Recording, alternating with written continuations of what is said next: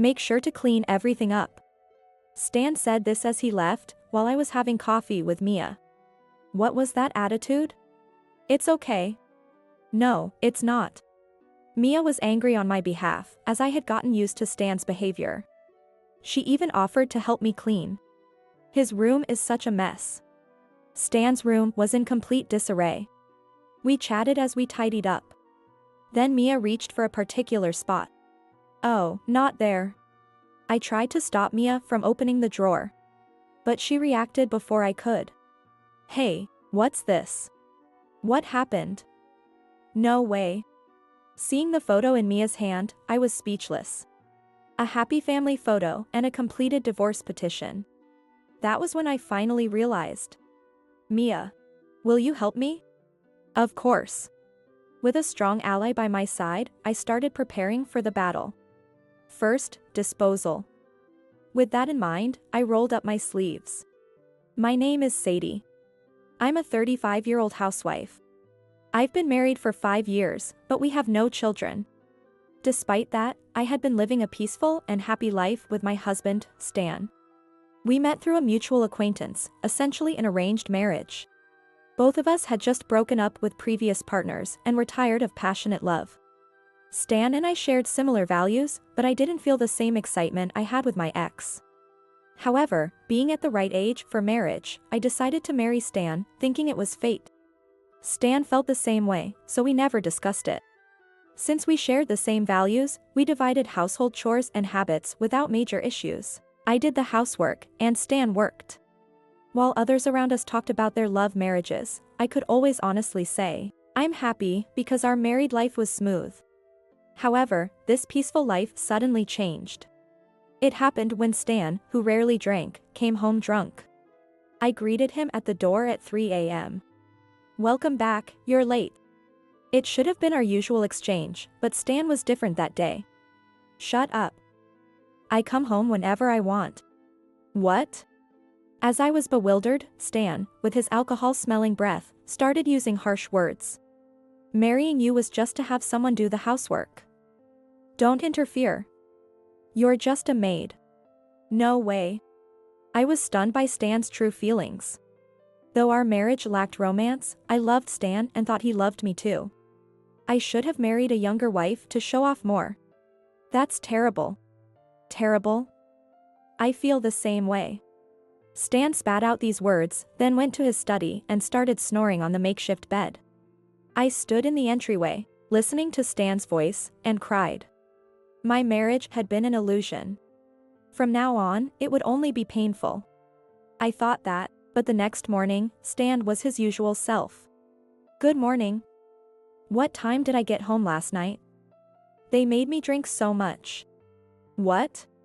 Is something wrong? Oh, no. Good morning. I was confused by Stan talking to me as if nothing had happened. Seeing my confusion, Stan kept talking to me, concerned. What's wrong with you today? Nothing, really. Don't say nothing. We're married, so you can tell me anything. Then, let me tell you. Unable to hold back, I told Stan about last night. Stan's expression gradually turned blank. The moment I finished, Stan's attitude changed completely. So, you found out, huh? That's terrible. You married me for my conditions too, didn't you? I married you because we shared values. Yeah, save it. Stan cut me off and plopped down into a chair. He started ordering me around. Food. Hurry up. Food. Who do you think pays for your living? Do your job, maid. I felt scared of Stan, who had completely changed his attitude. After that, Stan began treating me entirely like a maid. Hey, food. Stan stopped calling me by my name. At first, I was sad, but soon, I became numb. Hey, is the bath ready? Oh, it's ready. Then say so quickly, you're so slow. I'm sorry. Eventually, I started talking politely with Stan, and he accepted it as normal. A few months passed like this, and one day, during dinner, Stan spoke up. I'm going on a business trip for a month starting tomorrow. Get everything ready. A business trip? You got a problem with that? No, understood. Stan worked as a government employee. I wondered if he really had business trips. I found it strange but didn't have the courage to question him as he complained about the food. That night, while preparing for his trip, Stan went to sleep at his usual time. How did it come to this? I cried alone. Don't slack off on the housework. Yes. Without even a goodbye, Stan left with those words. I replied and saw him off. The moment I was alone, all the strength drained from my body. A whole month by myself. I felt genuinely happy to be free from the tense atmosphere for a while. At the same time, I felt a bit down, thinking about living this way for years to come. Well, there's no use worrying. I just have to enjoy this month. I said this aloud to lift my spirits. I used my savings to go out for meals with friends, read books leisurely, and enjoy my time alone. During this period, I also thought a lot about the future and decided to move towards divorce. First, I needed to find a job. However, Stan wouldn't like me working. After considering various options, I decided to try part-time clerical work from home. Before getting married, I had worked as an office worker, so I was comfortable with computers. Gradually, I took on more projects and increased my income. Just as I was getting used to this new lifestyle, Stan came back after a month. Did you keep up with the housework? Yes. Let me see. Even though it had been a while, Stan looked at me with disdain. Of course, there were no souvenirs. I didn't even feel like complaining about it. Well, I guess it's passable. Stan looked around the house and said that. I felt my emotions numbing again. As long as Stan was here, I was a robot without feelings. I had to get divorced, I thought again. After that, Stan frequently went on long business trips. Each time, I had to pack and unpack his things. The only relief was that the hotel Stan stayed at did his laundry, so he came back with hardly any dirty clothes. However, I couldn't stand the cloyingly sweet scent of the fabric softener on his clothes. I can't count how many times I choked on that smell. But complaining to Stan would only make him angry. So I wore a mask each time I put his clothes away in the dresser. One day, his sister Mia visited us. Unlike me, Mia is very active, and since we're the same age, we've been close since I got married, meeting up sometimes. I served Mia some cake and coffee and sat down with her.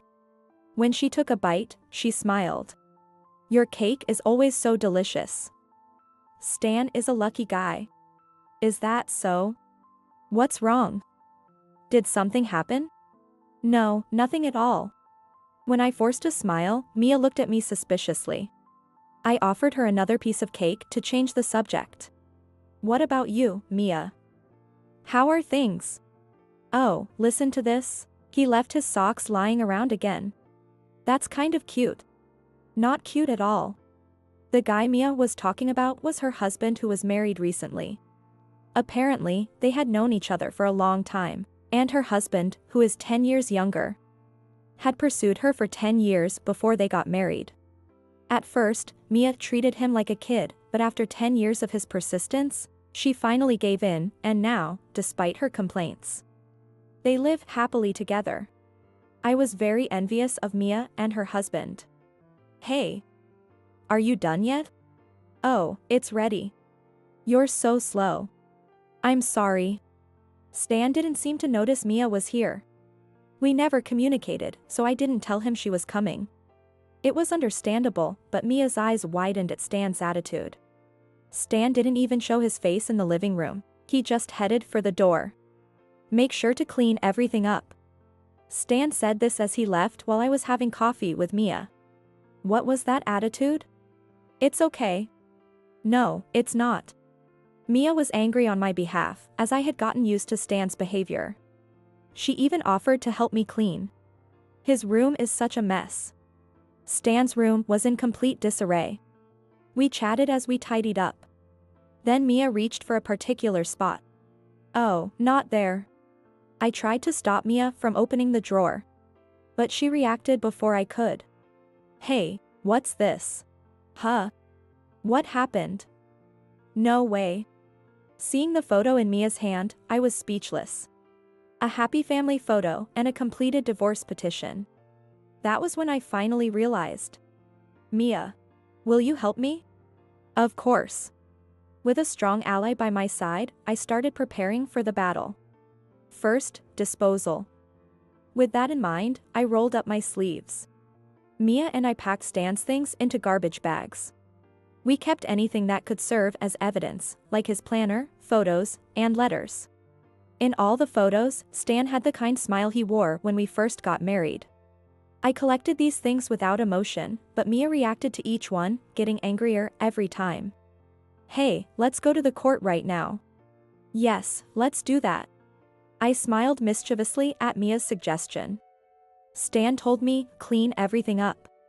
So, let's clean up this relationship too. I packed some essential items, threw away all of Stan's belongings, and headed to the court in Mia's car. We filed for a divorce petition and then went to Mia's house. Sadie. Sorry for intruding.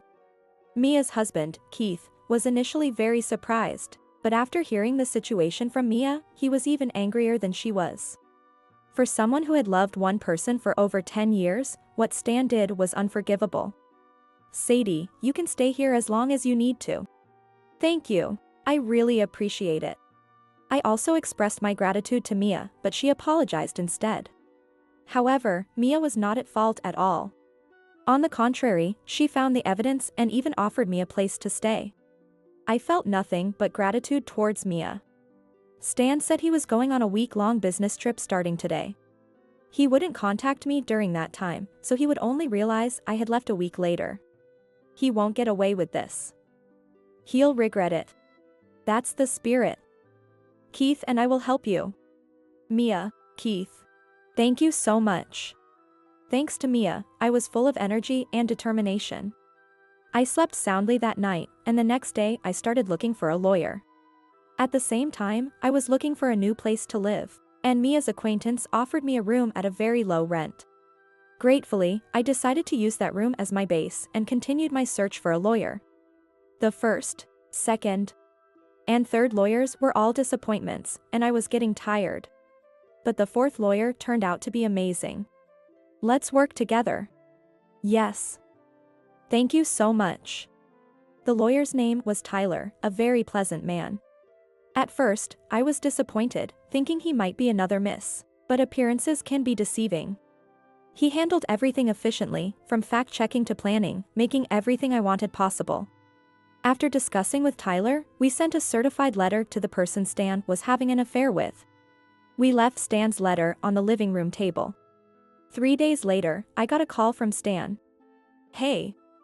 What's the meaning of this? As soon as I answered, I heard Stan's angry voice. I responded calmly. It's a certified letter. Why am I being charged $50,000 in alimony? Exactly as it says. You're impossible to talk to. Stan complained to me, irritated. And continued to rage. Who paid for this? I did. What? With my money? No, with mine. Sure, Stan had been covering the living expenses, but my income had already become sufficient to support myself. I paid for the lawyer with my own money, including my savings. However, no matter how much I explained, Stan refused to believe me. You're a useless woman. Just do the housework, and I'll take care of you.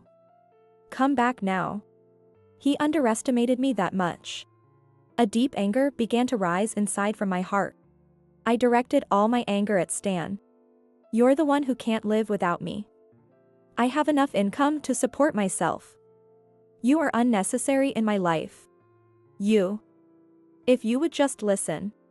Just as Stan was about to come back at me, a doorbell rang on the other end of the phone. I smiled at the sound. Looks like someone is there. Damn, who is it now? Dad? Mom? I almost laughed at the predictable turn of events. However, I held back and spoke into the phone.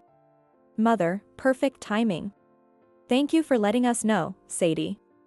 We'll straighten out this foolish son of ours. Thank you very much. I thanked her and ended the call. Both of his parents were former teachers who valued discipline. They were strict not only with themselves but also with others. Stan had always said he was afraid of his parents, but to me, they were kind and wonderful. There was no way they would tolerate Stan's infidelity. A few hours later, Mia received a call from her father, saying they had given Stan a thorough talking to and wanted to arrange a meeting. "We'll go with you." Mia. "Thank you so much." I also contacted my parents and arranged a date for the meeting. My parents cried when they heard my story, and I felt a bit guilty. "Mom, I'm sorry it came to this." "What are you saying? Your happiness is the most important thing. Let's cut this bad tie quickly." "Yes, I should. I might do it too." I heard my father frantically trying to calm my mother, on the other end of the phone. I laughed and joined in my mother's playful banter. My parents had an arranged marriage but were very close, envied by those around them. My positive view of arranged marriages came from seeing my parents. The idea of them divorcing was as impossible as the sky falling. "Mom, don't tease Dad too much. See you on the day of the meeting." "You're right, your father is a crybaby. Leave the meeting to us." I could already hear my father on the verge of tears over the phone, and I could picture the endearing scene. I chatted with my mother about everyday things and then ended the call. On the day of the meeting, due to the number of people, I set the location at my house. 8 of us gathered in front of my house: myself, my lawyer, Mia and Keith, her parents, and my parents. We entered the house and were stunned. What is this mess? Wow, it looks like Stan's room from the old days. His parents were also speechless at the sight of the disarrayed house. Stan had always been bad at cleaning, but he was never this incapable. According to Mia, it was because Stan had been hiding his true nature and had dumped all the responsibility on me. Stan was sitting at the table in the living room, staring blankly. When he noticed us, he came toward me, crying and trying to cling to me. When his father stopped him, Stan began to yell, "Sadie, please come back. I can't live without you." Even seeing Stan crying pathetically didn't stir any emotions in me. Realizing I no longer loved him, I looked down at him and laughed. "Why are you laughing? See, it's your fault the place is such a mess. You've been slacking off on the housework and disappearing. I'm no longer responsible for this house's chores since we're divorced." Stan's eyes widened at my words. I realized I hadn't yet told him that I had filed for divorce. I squatted down in front of Stan to tell him the truth. "You told me to clean everything up." "So I did. I cleaned your room and our marriage too. So, that's why all my stuff is gone." Stan looked stunned. I nodded yes, and smiled. Then Stan's face turned red with anger. "Who do you think has been supporting you all this time?" "That would be you. And I am grateful. You repay kindness with betrayal." "Oh, but I paid for it with my housework, didn't I?" With each retort, Stan's anger seemed to reach a boiling point, his veins practically popping. Stan raised his hand to hit me. But instead of me, it was Stan who was struck. "What?" Stan held his aching cheek, bewildered. It was his mother who hit Stan and glared at him, while breathing hard and huffing and puffing. "I thought you were just a little insensitive, but what you've done is unforgivable." "Mom." Tears welled up in his mother's eyes as she glared at Stan. Then she turned to me and my parents and got down on her knees. "I deeply apologize for the terrible pain our foolish son has caused you, Sadie. Please get up. You have done nothing wrong." My mother and I hurriedly helped her up. She kept apologizing through her tears. Seeing his mother like this, Stan finally seemed to realize the gravity of his actions. I. Just then, the doorbell rang again. I smiled and went to greet the visitors. "Welcome, thank you for coming. Sorry for being late." "No, your timing is perfect. Please come in, though it's a bit messy." I led the guests to the living room. Stan's eyes widened when he saw them. "Yara." "Stan." The woman called Yara spoke his name awkwardly. "Let me introduce myself. I'm Jude, and this is my wife, Yara." "I'm Yara. I apologize for this." Yara started crying mid-sentence. She was exactly as she appeared in the photos with Stan. I smiled at her and prompted her to continue. Let's start with how you two met. It was at a reunion. You were his ex-girlfriend, I see. And it rekindled when you met again. I'm so sorry. I didn't know he was married. At Yara's words, I burst out laughing. Yara looked terrified of me. I decided to explain my laughter. Here, I have a copy of a SNS account I found. This is yours, right? Why do you have that? You even showed your face. Didn't you want to be found out? I pointed to a specific post. It read, I hope his wife sees this, proving that everything Yara had said was a lie. You lied about not knowing he was married? Jude's voice was incredulous. Well, I didn't want to get sued for alimony. Yara protested. Of course, you deserve it. Jude, her husband, glared at Yara. At this point, Tyler spoke up. Let's proceed. We have demanded $40,000 from Yara and $50,000 from Stan. Is that acceptable? I am asking for $30,000 from each of you. Both Stan and Yara shook their heads vigorously. Stan then spoke in a weak voice. Raising a child and paying $150,000. We can't afford that. Yes, it's a time of declining birth rates. You should be kinder to those with children. Yara added, trying to ride on Stan's argument. Jude looked at Yara with cold eyes. Only Tyler and I knew why. You have the nerve to say that, Jude said. What do you mean? Yara tried to keep her secret. Stan's mother then spoke, hitting the nail on the head. The child in the photos isn't Stan's, is it? How do you know that? No, the child is definitely Stan's. Oh really? That's strange. What's strange? His mother chuckled. Yara, not understanding the meaning, urged her to continue with an irritated voice. Stan can't have children. What? He should have known this. What does that mean? It means exactly that. Yara collapsed into a chair. Stan looked shocked, having apparently forgotten. Forgetting something so important about himself was incredibly foolish. His mother had told me before we married that Stan was incapable of having children. She had informed me before I gave my answer after our arranged meeting. Even though fertility treatments could improve the chances, we had decided not to have children. However, Stan got carried away with the affair and forgot all about it. Why didn't you tell me? Yara shrieked.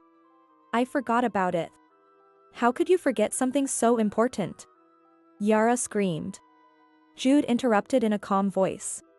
Anyway, the child isn't Stan's. And for the record, it's not mine either. I was on a long overseas trip, and when I returned, there was suddenly a child. It was terrifying. Everyone in the room shuddered at Jude's revelation. They said that no matter how they calculated the birth of the baby, it did not coincide with the last time Jude returned home. Upon investigation, we discovered the identity of the father, along with another shocking fact. The child's father is a bartender. Additionally, Yara has about $50,000 in debt to that bar. You investigated? That's insane. I could say the same to you. While Yara screamed hysterically, Jude remained calm throughout. Stan watched, mouth agape. Stan probably never imagined that Yara had another affair partner besides himself. As the situation seemed to be spiraling out of control, Mia, who had been quietly listening, spoke up. Both you and that woman are the worst. What do you think of my dear Sadie? I will never forgive either of you. Mia. Stan, who had always been fond of Mia, was at a loss for words at being called the worst. Yara, on the other hand, directed her hostility towards Mia. This has nothing to do with you. Technically, no. But seeing Sadie hurt makes me furious. So what? You'll be cheated on too. Mia was momentarily at a loss for words at Yara's remark. Then Keith smiled and spoke. Do you understand what it means to love someone for 10 years? I spent 10 years courting my wife before we got married. Don't compare my dear wife to a woman who changes her mind and spreads her legs so easily. What? Keith's tone was calm and gentle, but his anger was clear. Yara was taken aback and couldn't respond. In the meantime, Tyler laid out some documents on the table. These were the consent forms for the alimony for me and Jude. Stan, looking lifeless, signed them. "You're not going to divorce me, right?" Yara asked, desperate. "Of course I am. And I'll be filing for the termination of parental rights as well. But the child is yours." "What are you talking about? We did a DNA test, remember?" With a decisive smile, Yara signed the papers, her face going pale. "Whether you two get married afterwards or not is none of my concern. This house will be put on the market next week. Stan, you need to move out by then." "Sadie, wait, Sadie." Ignoring Stan's plea, I left the house I had lived in for so long. Returning to my new home, I celebrated with Mia and Keith, drinking and talking late into the night.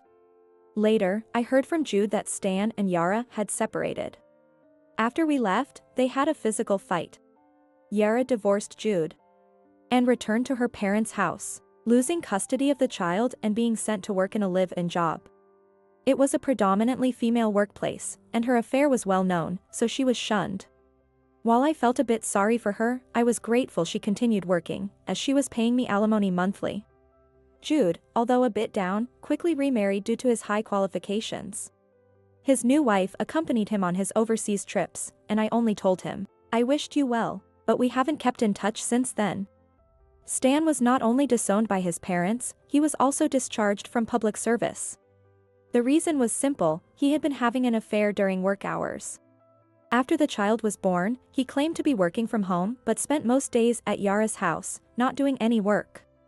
I was speechless at his foolishness.